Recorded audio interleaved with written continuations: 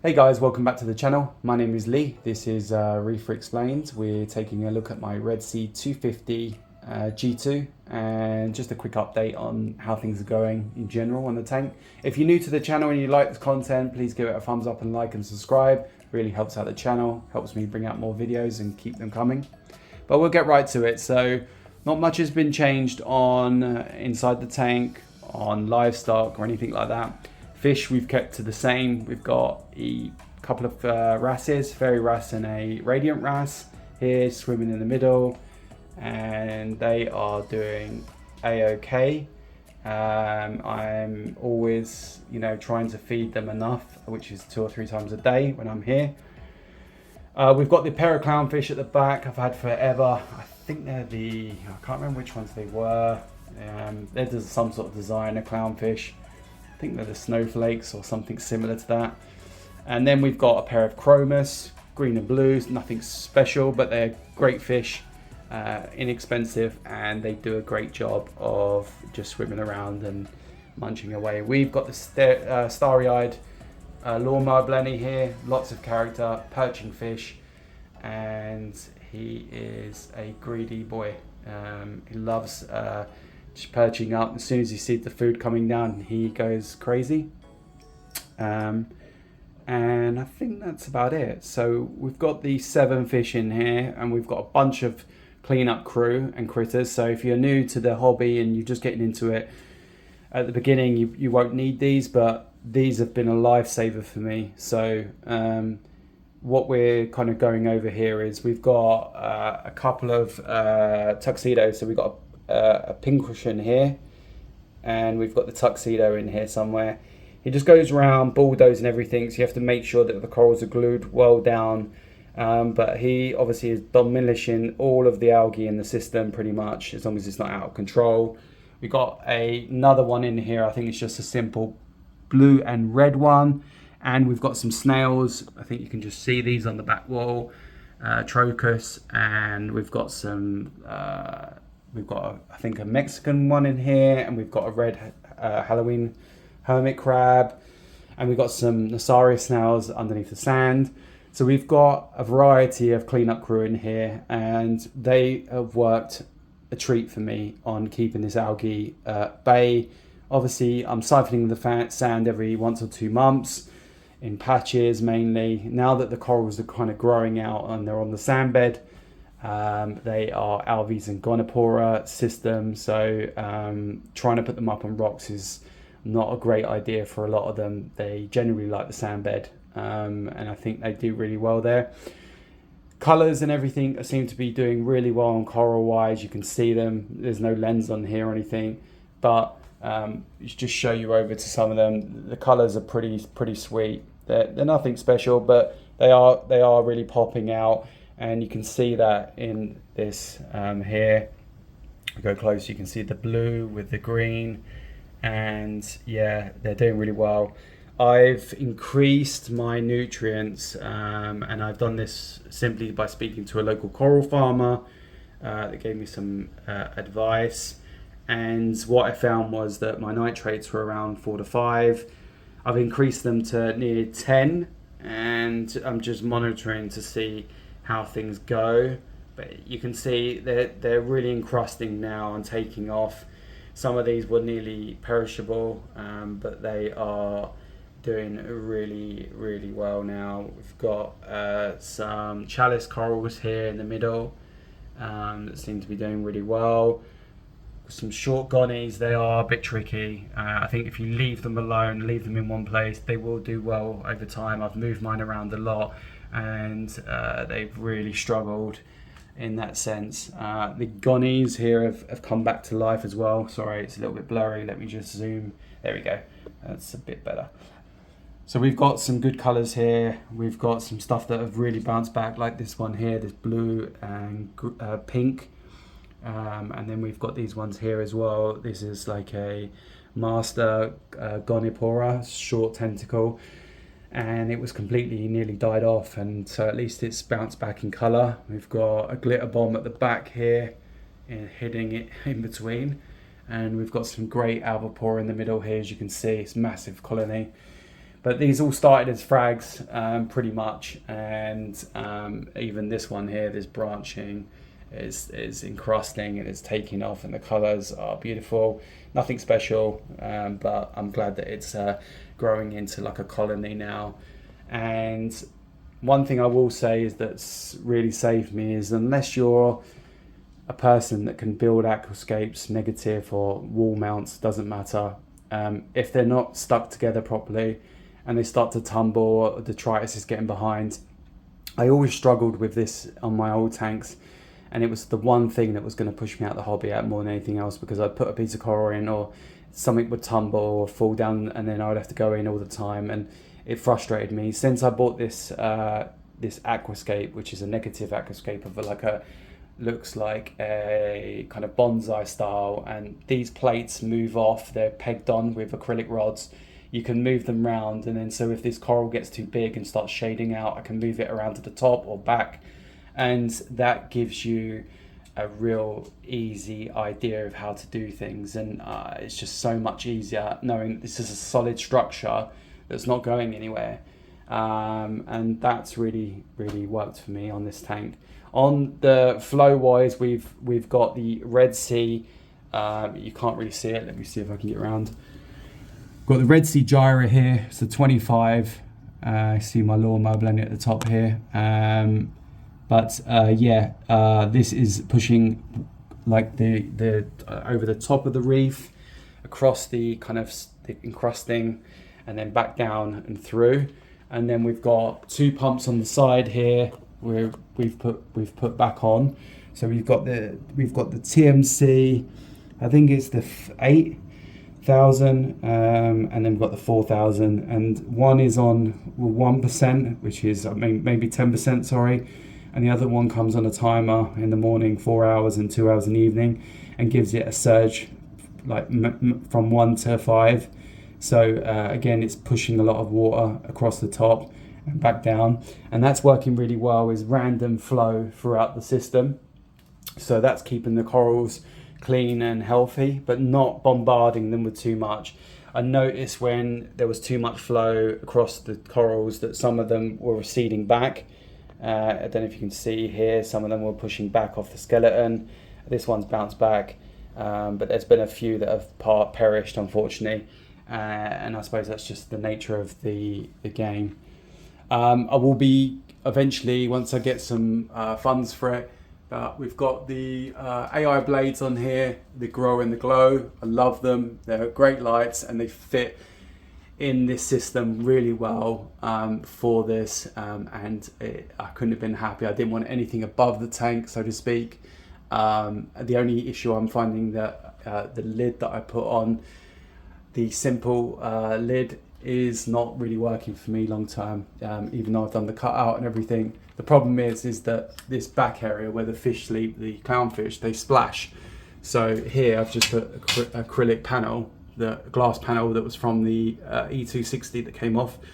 This is stopping the water bit from being splashed over the top, because at night time they sleep at the back and they splash water, and what's happening is it's creeping over and going down the edge and making a mess. So that's not a great thing for me. So at the moment this is not really ideal, and even my feeder hasn't been turned off because it drops the ring, but it can't because this is in the way. So not really great, but I'm going to fix that with a top-down polycarbonate lid, I think they're called, and I think I'll get one here in the UK, and then we'll go from there.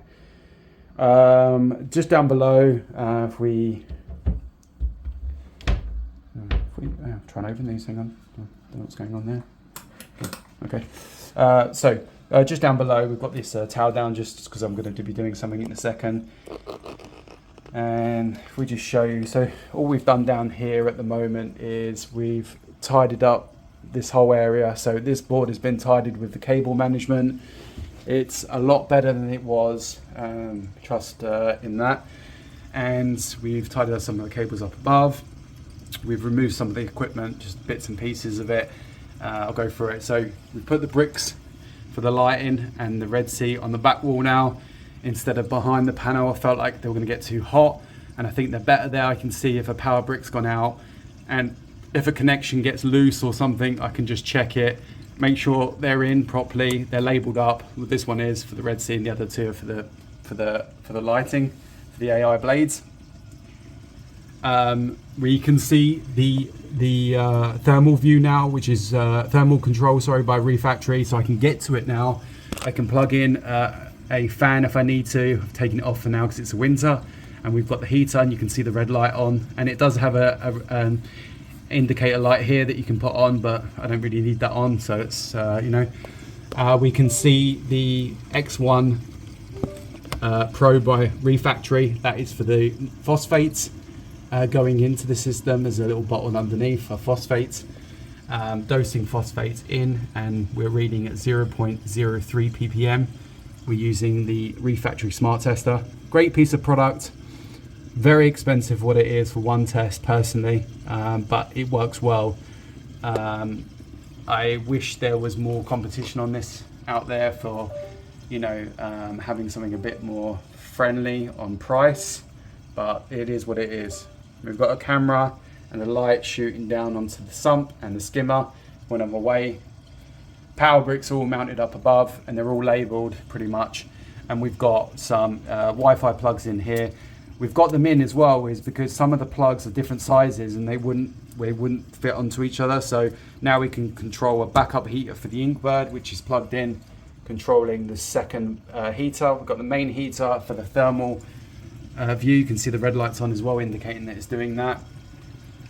Nothing else has really changed on the board as such. We have just moved things around, and I think I will even tidy up some of this and move the dosing over to the other side with the dosing lines coming down, and then run the dosing lines to the back and then round here. And I think that would be a lot better than just having this in the middle like this and dropping down. It just doesn't look great, but it works. So there we go. We've got the TMC 100 reactor back on, mini reactor for carbon, phosphates, whatever you want. We're running some media in a bag, which is for heavy metals, just in case. It's only a small amount. Got some carbon, some pads, and just cleans the water a little bit. Obviously, cleaning out using the carbon. But I found carbon in a bag in the sump, and pacified, for it wasn't the same. Even underneath the Red Sea, wasn't doing the same job. So we put this back on a timer. Comes in the morning, comes in the evening, and the reason for that is I don't need it running 24/7 anymore. I just think it's a waste, and plus this makes a little bit of a hum. It's nothing to do with just being on the glass like this. It's meant to be, but the problem is I think these pumps underneath, they're just crap. They sound terrible. They make a little hum. So now it's on when I'm not in the front room. It's on in the morning when I'm sleeping, or in the evening when I'm going to bed, and I think that works better for me. Keeps the tank clean as well, and does a great job. Got the Red Sea. We did a few videos on this on the Reef Mat 500. Love this. At the time, they didn't have the smaller versions available. Otherwise, I would have probably got the new slimmer versions that drop into the sock, and kept that in place.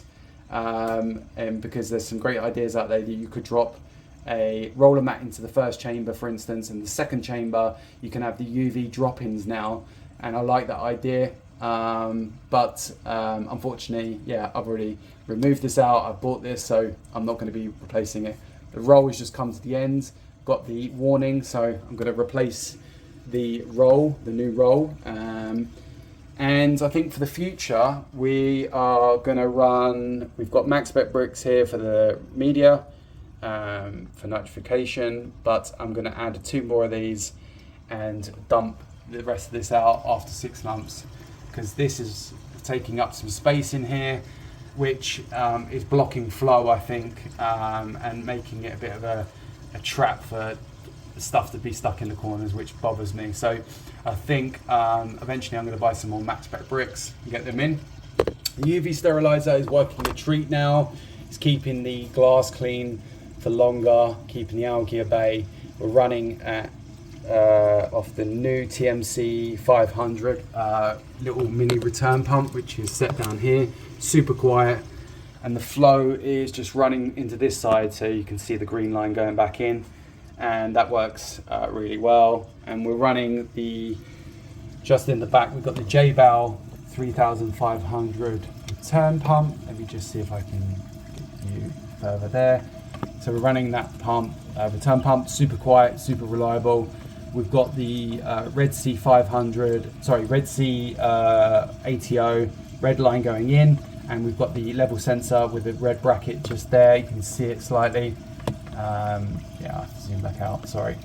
But anyway, that's keeping everything great. The only thing about the ATO for the Red Sea is that the pump is a bit noisy. That is the only downside, but it only comes on 2 or 3 times a day because I think the margins are a bit more greater on filling up and then stopping. So it's not like it's constantly going to like a little level I that you would have on, say for instance, like another ATO brand out there. So that's a good thing. Apart from that, nothing else has really changed on the system.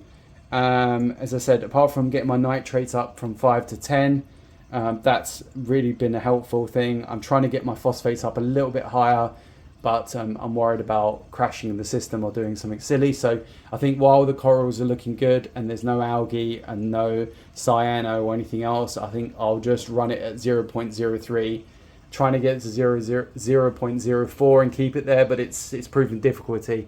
But as you can see, everything is doing pretty well in the system, growth wise and color, and it's not a bad thing to have. So at the moment we are good on the system. I've removed the thermal view by Refactory, which was very similar to this little display. It just gave a reading out, sent you text alerts. That broke down on me, so I'm going to hopefully be sending that back or throwing it in the bin. Just an error message. It just kept going out of whack, yeah, I've had it for many years and it's been reliable. One of my key things. I'm gutted that it's broke down on me, but nothing lasts forever in this hobby.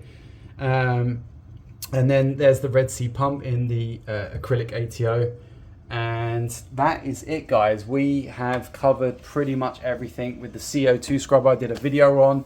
If you want to know anything about the system itself, please hit me up and give it a thumbs up and like if you're new to the channel, and I will put out more content shortly. Thanks for watching, guys, and see you on the next one.